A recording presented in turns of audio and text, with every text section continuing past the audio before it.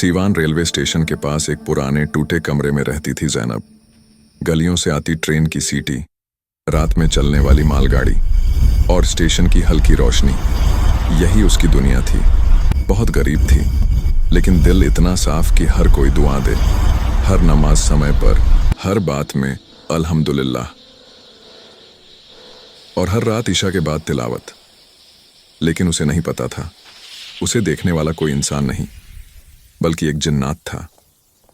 जैनब अक्सर रात को 9:15 की ट्रेन आने के बाद स्टेशन रोड से गुजरकर घर लौटती। उसे महीनों से एक बात महसूस होती थी, जब भी वो स्टेशन रोड से गुजरती, हवा रुक जाती, सन्नाटा उसका पीछा करता और उसे लगता कोई उसके बगल से 2 कदम दूर चल रहा है। नजर नहीं आता, पर एहसास बहुत तेज। एक रात बिजली चली गई थी।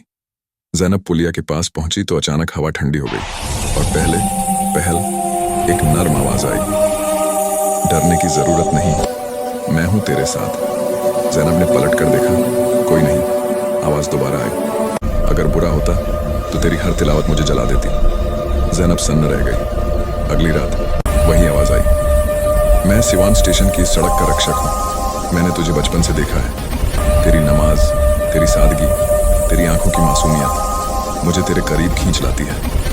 जैनब का दिल जोर से धड़का, तुम कौन हो?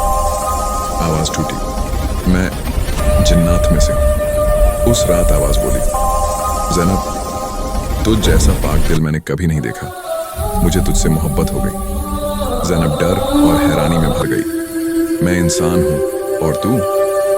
मोहब्बत किसी जात से नहीं पूछती। आवाज उसके बिल्कुल पास थी, पर फिर भी दिखाई नहीं देता। स्टेशन के पास कुछ मनचले लड़के जैनब को राह में छेड़ने लगे। अगली ही रात प्लेटफॉर्म 2 पर वो लड़के जोर जोर से चिल्लाते, कांपते पाए गए। लोग कहने लगे, स्टेशन रोड पर कोई अदृश्य ताकत है जो उस लड़की की रखवाली करती है। जैनब समझ गई, वो वहीं था। एक रात जैनब ने रोते हुए कहा, अगर तू सच में मोहब्बत करता है तो मुझे आजाद कर दे।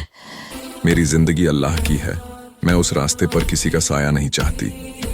कुछ देर कोई आवाज नहीं, फिर बहुत धीमी आवाज आई, तेरी दुआ ने मुझे रोक दिया, मैं तेरे रास्ते से हट जाता हूं।